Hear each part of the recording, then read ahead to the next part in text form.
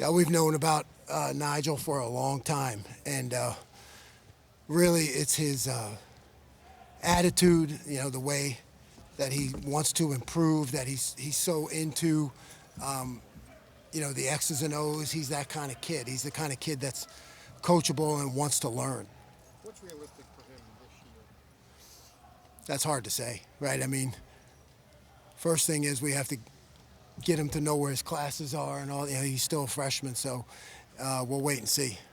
Court was listed as a linebacker on the depth chart. He was also working with you guys. When did that decision happen, and how is he taking that position? Yeah, I mean, Court is he's a guy we always felt would be better off closer to the line of scrimmage. So, we've debated that move for a while. Kind of in the house, he's kind of moved back and forth. We just thought it was the right time to move him down fully, and he'll still play some Sam linebacker in our 4-3. But he's just Court is a first-class young man. It's great to have him at linebacker. Jim, Last time we got to talk to you, I was just wondering, since then, have your plans crystallized a little bit more about C.J. Hicks, for example, and where he could fit in? I mean, I think my plans have been pretty strong about CJ the whole time. He has had a great offseason, continues to improve. He's going to play at will. He's going to play at Jack, and we're just going to find, just always look for ways to get him in the game. That's on me to find those opportunities. Sonny and Jihad taking a lot of first team reps today. What have they done to put themselves in that position? Jihad being a transfer has just been a very coachable player. He's one of those guys you can say something to, correct it, and then he corrects it immediately on the field. That's rare. So his learning and processing of our system has been great. And then Sonny is that guy that we are continually trying to find ways to get him on the field, to let him be a factor in the game. So plan on him being out there a lot. Looked like Jihad was deep safety a few times. Are you looking at him more there, or is he the slot? Or I know you mentioned versatility before. Jihad is more of a high safety. Yeah, I mean, we experimented with him on the slot, and that's part of learning the system. It's good for safeties to play different positions early, but he's more of a high safety. What does he do well as a high safety? He processes. Yeah, he understands the game. He sees the whole field, and he processes things quickly. Jim, he's being able to go on those two fields. Coach Day talked about it yesterday, that you could get twice as many reps. Is that allowing more experimentation with the personnel for you, or how do you approach deciding who should be on which field? I think you just try to mix it up. You're just trying to, really at this stage, you're just trying to place guys so that it can maximize the reps. And you're not really experimenting as much as you're seeing how players react when things start moving quickly. You go through a lot of walkthroughs and a lot of teaching in the summertime. Now you're trying to see how they react when things move quickly. The only way to get better is to play, so the more reps, the better. So that's why it's good to split it up. Jim, this year, too, of your system, the learning curve, how much better is it this year to teach the kids, and you see it clicking? Yep. I mean, I do see it clicking. I see, players in the right spot, players understanding, and more of the why, why I call a certain thing. I expect our older guys to be able to answer that, not just what or where or how, but why. What's the purpose behind this call? And they're able to see that now. Jim, when those three safeties on the field together, how much do you want flexibility and maybe all three of them able to play all three spots, or do you really want them to focus on this guy's the bandit, this guy's the nickel? Yeah, I love flexibility, but at the same time, you don't want to cheat the player. So there is a real balance to that. I love that, to have that flexibility, but the more reps a guy gets at a certain position performing those fundamentals, the better he's going to be.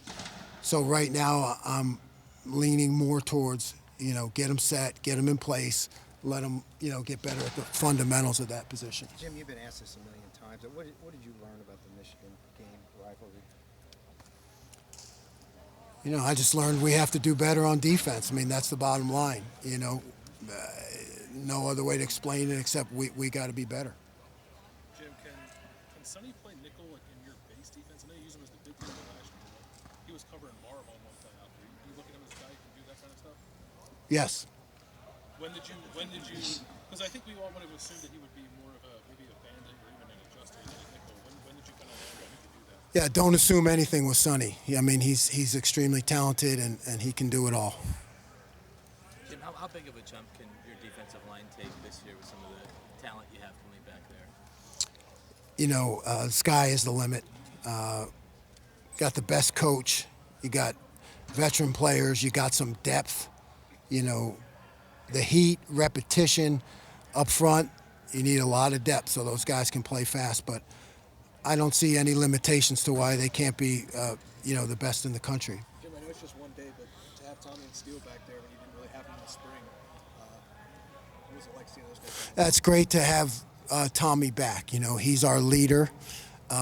He's the type of guy that I can yell at and he'll yell back at me. So, I mean, that's the kind of relationship you want. You know, you want guys who are convicted and, if they believe something, you can have an exchange. And that's Tommy because he's passionate, he cares, he never wants to make a mistake. So when you have guys like that, you got a good chance. Is it a full yell now, not a grunt?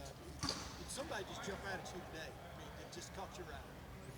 A little bit of. Yeah, I couldn't tell you right now. You know, there's plenty of hours of dissecting early on, really. Jim, we're all going to write and talk about this.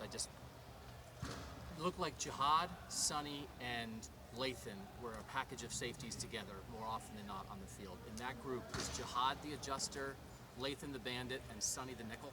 Yes. Thank you. Jim, you talked in the spring with some, if regret's the right word, about Jack Sawyer at the Jack last year and how that might have interrupted development stuff. Why don't you have any of the same reservations about C.J. Hicks?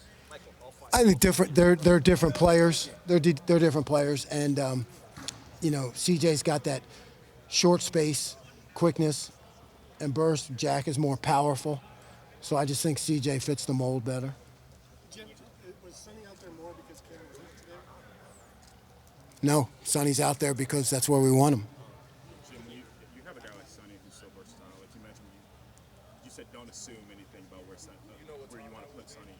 How do you balance trying to teach Sonny so much stuff, but also still letting him use that athleticism and his instinct? Yeah, I mean, that is my job is to make sure that he is the best he can be. So that is constantly focusing on that, not putting too much on him.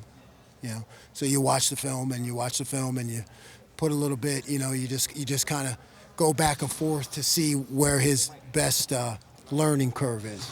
Your first impression of Lorenzo? I like Lorenzo. He's a great. He's a really good young man, and he breaks on the ball well. He sees things like he sees crack blocks by receivers and replacing. He's got some real natural skills out there. Folks, we have Cody Simon to your right. I know that he's a young guy, freshman, it's probably hard his first practice, but to see Malik Harper, what he's been able to do just in a short time, what are your impressions of him? Talented. Ball players, football intelligence. Went from 166 to 194 or something like that, So he's like, I think the sky's the limit for him. When a guy like that, as young as he does, takes that kind of jump in the weight room, does it kind of force you guys to maybe pay attention to him and see like, okay. I don't think it forces it. We all paid attention to Malik from the first time he arrived. I think it just adds to how good we feel about him.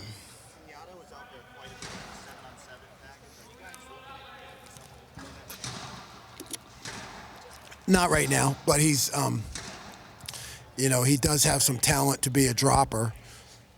So I think we can get that done with him in our 4 down. As you look out there, this first day as opposed to last year's first day, what do you see? Do you see more pieces available to you? Do you see more quality pieces available to you? Give me your I just see quality. I think you did. I see quality.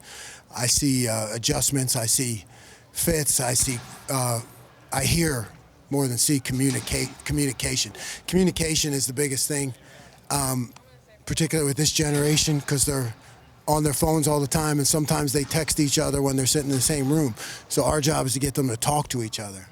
You know. So what are you looking at now with Mitchell now that he's back out there? We want to get Mitchell back on his feet as a rush end, and then eventually work into some jack with him. Mitch just needs playing reps and playing speed and playing conditioning. You know, he's been out a while. Is he on pitch count a little bit? I mean,